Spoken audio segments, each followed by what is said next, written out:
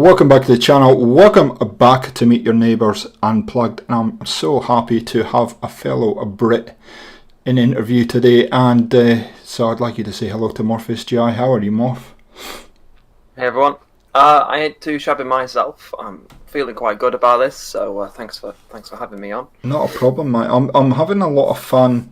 It's a great opportunity to get to know people kind of one-on-one throughout the community. So I'd really have a lot of fun with these interviews. I hope you will. I hope it's not too much of an interrogation. So obviously you're not from North America. Where are you currently living at the moment, Morph? I'm from North England, so when a lot of people think, I don't know if you watch Game of Thrones or you know England, there's a north-south divide. Yep. I'm kind of in the north, so I'm like, Southerners say Northerners. Well, I'm a Northerner too. I grew up just the other side of the border, so we're very very similar kind of view on that. And we haven't seen you around the YouTube landscape for a while because you've been kind of busy working on your career and studying. How's that been going for you?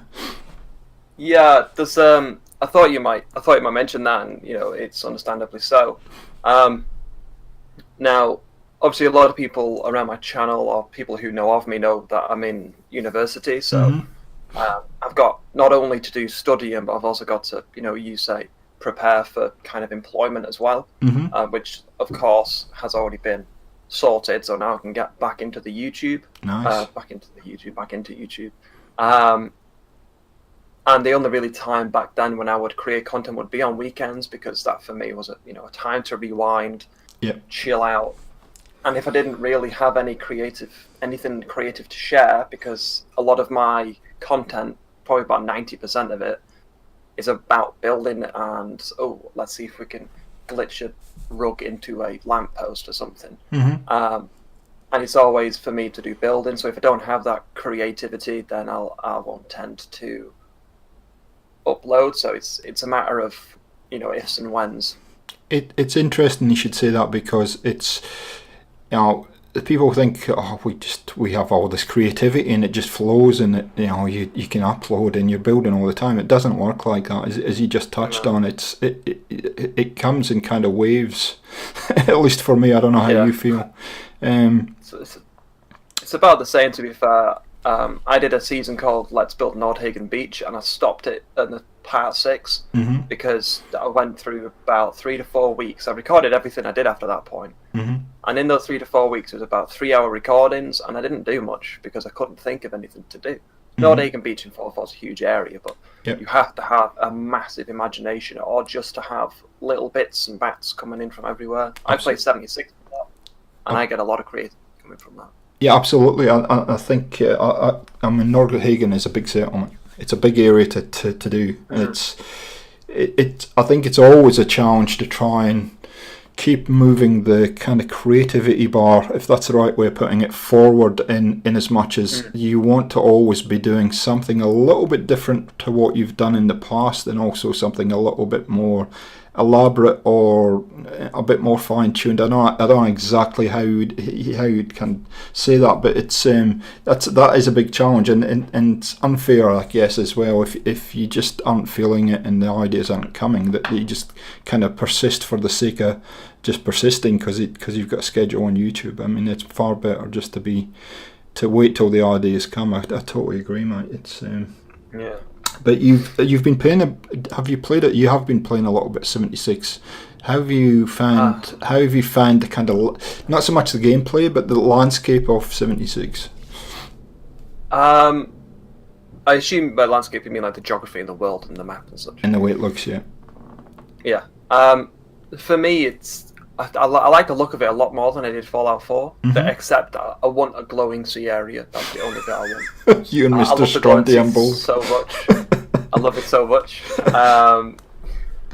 And I find it much more enjoyable because the map is so big. I mean, I don't know how many times bigger it is than Fallout 4, but there's just so many hidden things. I spent my camp was in the same place for about 6 months. I moved it, and then about 100 meters down the road there was a cave. I'm like, why didn't I put my camp here? So everywhere you go, there's little bits and bats, and it's very well thought out. For me, that's one of the the things I like about 76 is the diverse variety of landscape and the map and such. Cranberry Bog, you have to be like level 70 to even stand a chance over there. Yeah, no, it's pretty unforgiving, and I think from memory it was either 4 or 6 times bigger. I think it was 4 times bigger than Fallout 4, the map. So it's huge. Even if it's only 4, it's still massive. I mean, I still play Fallout 4 and find new places now. So I've been, we're talking like 3 or 4 years later. So yeah, the thing about 76 that is exciting is they're continuing to open up areas of the map, and I know Mike and I have used to just roam around, and we'd find like these vaults and whatnot that we couldn't get into, and it's funny, the latest one that they've just brought out, we found the Arctos Pharma. Arctos Pharma. Arctos, Pharma building, and we're roaming around in there going, this was months ago, going, there's got to be something coming in this building. It's just out of the way and too elaborate for them not to do something with it. So it's kind of... Well, that arrived yesterday. Yes, yeah, it did. Yeah. So what kind of inspired you, or what kind of motivated you to put a YouTube channel together, Morpheus? Well, when I started doing YouTube, I came off my back of a first kind of channel that I wasn't happy with. Like anything I did on that channel, I really wasn't happy. Mm-hmm. And it was really when Fallout 4 came out, I completed it. It took me a long time to complete it, maybe like a year. Mm-hmm. And then I decided I'll get into settlement building. And I'm not a concrete fan. I don't use concrete. On all my first builds, you used concrete. Mm-hmm. I'm like, all right, I need to do something different. And I think one of the first builds I ever really finished to a point of me being happy was what is the name of it's in Far Harbour. Mm-hmm. And I can't remember what name it is. That's all right. Echo Lake Lumber. Yeah, the lumber yard. Yeah. Yep. And that for me was probably one of the few builds on my channel that don't utilize any kind of glitches. Nice. Other than the size glitch. Mm-hmm. And I really thought, all right, okay, this should really be broadcast. I'm really happy with this. Let's see what other people think. Mm-hmm. Along with that and Vault 88, I'm thinking, right, I like this build. I want to see what other people do. Mm-hmm. And at that point, I wasn't really sure on how to get people to look at my my PS4 video and that point, because I've never really thought of structuring YouTube as much as I did when I started this channel. Mm-hmm. And it really just stemmed from there, because people comment back. The community for Fallout 4 is insane. Oh, it is. No, it's great, man. I love the community for Fallout 4. I really do. And I got a build video out, and someone says a comment, oh, maybe put a wall here and a chair and a fence there or something. I'm like, oh, okay, I'll try that. Mm-hmm. And then, okay, there's a new idea, and you just expands from there. So every idea from every video I get, from comments and, like yourself, I talk to during YouTube live streams and such, I just utilize information given. I mean, I'll give say, hey, I got this information from Gamer for XP. Mm-hmm. When I do the video, and it really just helps me share. Mm-hmm. So it's a compilation of ideas, builds come together, and just like, hey, let's see what people think of this. Nice.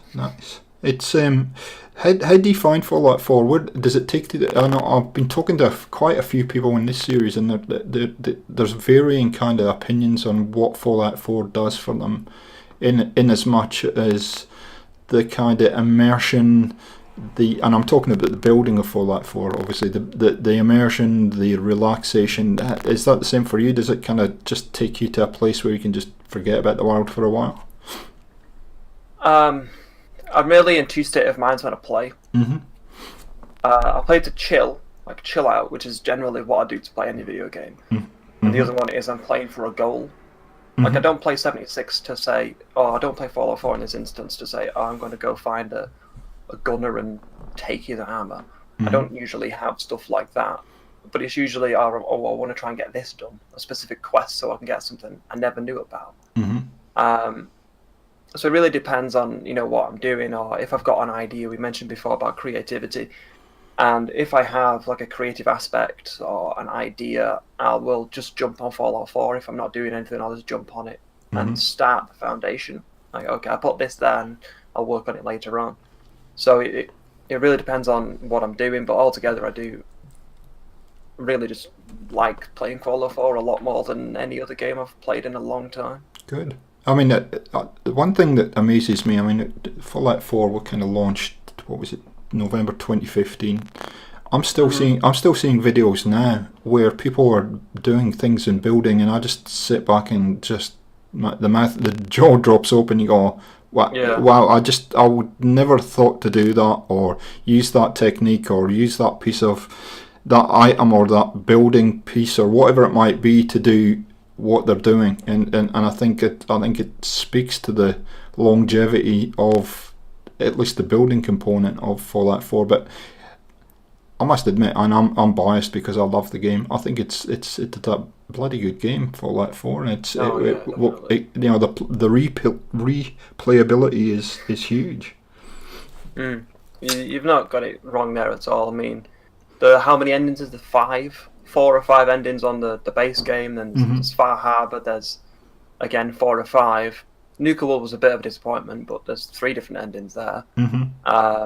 3 different endings if you combine 2 together.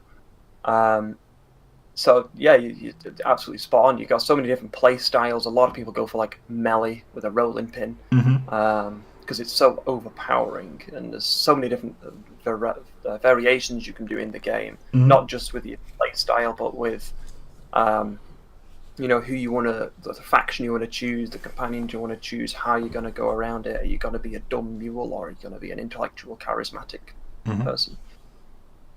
Well, what's your preferred play style as far as solo versus co-op? Where's your head right now? Given that we've had that, I think the thing that kind of got me, I loved Fallout 4 so much. I'd love to play this with my friends. Well, now we sort of have got that opportunity. So, what's your opinion on that? I still prefer playing Fallout 4. Solo, yeah. Solo. Yeah. But it's a very narrow compared to like co-op 76 because when you're with a team in 76, there's 2 or 3 places on the map you don't go to. Like we don't go to Flatwoods very often. We're not really in the ash heap a lot, and the top of the map for Grafton, we're not there. So it's kind of like, okay, we don't go to this half of the map very often. Okay, yeah. So when you're on my own, when I'm on my own, yeah, that's the right phrase. When I'm on my own, it's much more playing Fallout 4 or playing 76 on my own. It's much more relaxing. You go at your own pace. I'll go in this building. 7 hours later, that building was very interesting. I know exactly where you're at because I went at specifically to play 76 solo, so I know exactly what you mean. It's just the nature of the beast. And I think you look at maybe 76 in different eyes if you're a builder than you maybe would just being a shooter kind of gamer. Go on, sorry. No, that's fine. Go on with what you were going to give us, the pearl of wisdom you were going to give us. All right, I've had my coffee, so let's say it's wisdom. So with 76, you mentioned the building aspect, if I'm not wrong. Yes. Yeah. So the building in 76 is broken. Okay. I believe that, and I've only built 3 camps since I've had it, and I've got over 300 hours. And I've moved on about two to 3 days ago, and the one problem I keep having is this item is floating. You can't place this item here. Yeah. If I can't place it, why are you highlighting green? Yeah. It doesn't make sense. It doesn't, does it? No, I know. It's logic because the item is floating somewhere. It doesn't tell us where, and you can't place a wall through a brick through like concrete or like a cave system. Like my build's on a cave system lagoon. Yep. And it should say you can't place this wall through a cave. I'm like, yeah, that's right. It's logical, but it's a giant pain in the derriere. Yes, it is. Yes, it is. And I had great expectations for 76, and I haven't done one build video on 76 because I just go back to 4x4 and get my fix. It's just too frustrating. So where did the name Morpheus GI come from? I have a lot of. I thought you might mention this. I have a lot of kind of. I say mockery. Because a lot of people say, "Oh, have you seen The Matrix?" Yep. Obviously, Morpheus is that guy's name. I can't remember. Yes. But I can't remember his name. But yeah, we'll get on to that point. Lawrence, is it Lawrence? No, it isn't Lawrence Fishburne, is it? I can't remember. I'm sure it is Lawrence Fishburne. I think it is. Yeah. Yeah, it's Lawrence Fishburne. But yeah, the name's really like a compilation of like, because I like to think I'm a gamer. Mm-hmm. Obviously not like the Fortnite kind of, those dirty bag games. So because I'm a gamer, you kind of go into different roles. So with Fallout 4, you play as a guy who's looking for his son and his wife's been massacred. Oh, spoiler alert. With Halo 1, which for me is tied my all-time greatest, probably is my greatest ever game I've played. Mm-hmm. You play as a 8-foot Spartan elite soldier who is there to give hope to the rest of humanity, and you have to fight against an alien race. Mm-hmm. And with Skyrim, you basically take up so many different roles in gaming, you kind of morph into one. Yep. You morph around different characters. I play a lot of Red Dead as well. Ah, gotcha. Okay. That's where it came from. Okay. I didn't want to. That's a good story, mate. I like it. It's just not an obvious one, because I think you're right. I am guilty because I'm a Matrix fan. That I thought, okay, obviously he's a Matrix fan, but it's good to know the story behind it. So, why do you enjoy gaming so much? What is it that kind of turns you on to kind of gaming, and that's the thing that you know, or at least one of the hobbies or one of your pastimes that you enjoy? It really stems from childhood, because when I was a kid, the Sega just came out. Mm-hmm. Maybe it was just before I was born or something. The Sega just came out, Streets of Rage 2. Mm-hmm. I remember that my dad got the Sega and Streets of Rage 2 on about 5 when I remember it's the first ever game I watched, and it was Streets of Rage 2. Mm-hmm. And I remember Dad just sit there and playing it for like an hour or however long it was. And I thought it was really cool, like, oh, what is this? I was like completely flabbergasted to see what on earth is this on the TV? Like, what is this magicalness? And what's this shiny thing? Exactly. I was like a magpie. I was like, oh, shiny. And the first time I played it, I was about 7 or 8. And even then, it was only for a short period of time, but I really liked how it was. You got to be someone else for that time. As I'm thinking back on it now, you got to be someone else at that time. I'm like, oh, wow, what is this? And then, as the years go on, you play different games. So Halo 1 was the first major game I played. Mm-hmm. For me, that's the greatest game I've ever played. I've played quite a lot. Mm-hmm. And that really kind of pushed me, like, you never saw games during the early 2000s that were so politically invested on both sides, good and bad. Mm-hmm. You were there, the generic, we need to save humanity, but why do you need to save humanity? That's the question it asked. Mm-hmm. And it really delved deeper into the both sides of the war, the good being the human race and the bad being the Covenant. It delved why each one went to do what they did. Mm-hmm. It really just kind of went from there. So I was very interested to see how it worked, and you could just kind of live your own life and relax. Mm-hmm. And then I guess that's it, mate. Once you're in, you're into the addiction. It begins. As far as Halo 1's your favourite game, is there a favourite game series for you? Halo, the entire series. Halo altogether, yeah. Except for 5, maybe 4. I bought an Xbox specifically so I could play Halo, to be honest. To be fair, I really want an Xbox just to get the Master Chief Collection. Really? Okay. Don't do it. Like, I want to play Halo so much. Can you get it on PC? I'll play it. Is it available on PC, given that it's a Microsoft product? Yeah, it's coming out. I think it's already come out actually. But my PC can't run it. Yeah, it's okay. I know that feeling. Can you remember what the first game you ever bought with your own money was? Ooh, good question. Maybe it was a PS2. No, it was Xbox Timesplitters. Timesplitters. And what kind of game was that? It's just without sounding so trippy and weird. I don't remember the campaign at all, if it had one, because I had so many cousins and like family members who were playing it. Yeah. And you got to play there was a doctor, a monkey, and the monkey would only go to the losing team. Okay. So the monkey was kind of an AI. Yeah. And you kind of had to fight against each other. You had like a banana you could throw, which was like a bomb. You had like a weird kind of sucky hoover, which would like blow away people, so you could like pick up a weapon. I'm like, what? And I don't remember much about it, because this isn't a great description. I'm sure people will be Googling it listening to this, mind you.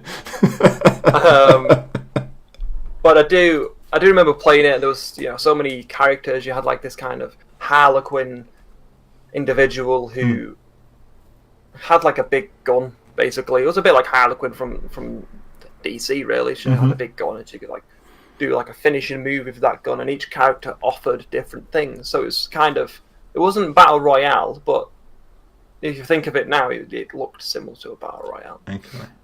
So that was the first game I bought.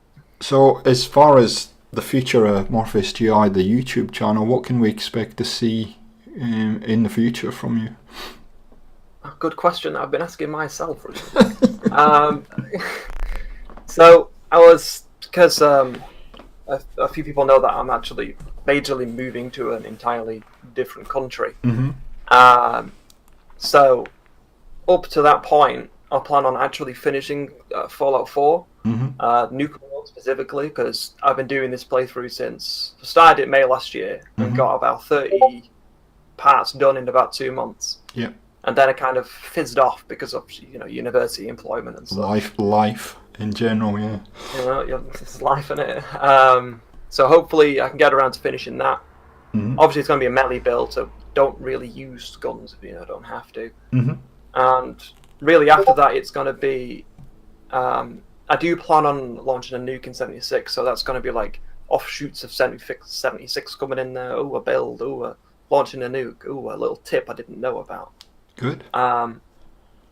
So beyond that bit, I kind of wanted to do a little bit of Red Dead Redemption 2, but I'm not 100% sure on that because that game is so long. I'm like 300 hours in, and I'm still on the second chapter, and there's like 15. Wow. Yeah, it's a good game, but you had to be in the mood to play it. So, yeah, that's kind of where it is. I do plan on getting content back out there. Finish a Fallout 4, get a few videos out of 76, and really go from there. When that time comes, I'll organise some more stuff coming in. Nice. So my very last question I'll have for you: if I was to be able to give you a first class ticket to anywhere in the world, where would you go? I can't name one place because there's too many places, so I'll name 3 if that's okay. That's fine, no problem. That's fine. And then we just pick them out of a hat. Oh, let's go for this. Aurora Borealis in Iceland, so the Northern Lights. Hobbiton in New Zealand. Yeah. I'm a Lord of the Rings geek. Good. Absolute.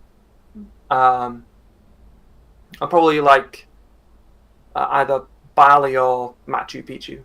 Nice. So none of these sit on a beach and do nothing. No, adventure holidays. Yeah. And I have got a supplementary, actually. I've got a supplementary question for you, mate. Sorry. yeah, fine. Go ahead. If I was able to grant you a superpower, what would it be? Oh, I'd say flight, but I've got a fear of heights. You and me both. I hate Which is not good because I'm building under an underpass at the moment. Oh, that's a good question. It would either be invisibility Mm-hmm. or telekinesis. Nice. Like Scarlet Witch telekinesis. Fantastic. Well, Mike, thanks so much for the little chat. It was very informative. Yeah, no problem, man. Very informative, Mike, and it's good to hear you. I know you were on Gary's Local for PAX chat, and I guess that went quite a long time. That even though Disney and Fox tried to take you down, but we don't accept that. We carried on. Take us down. We'll get back up again. So guys, if you haven't checked out Morpheus GI's channel, I will leave links down below. Go and show him some Gaming for XP love. You're not going to be disappointed. He's a great for builder and an absolute great guy. Thanks for joining us, Morpheus, and we'll catch you next time on Gaming for XP. See ya.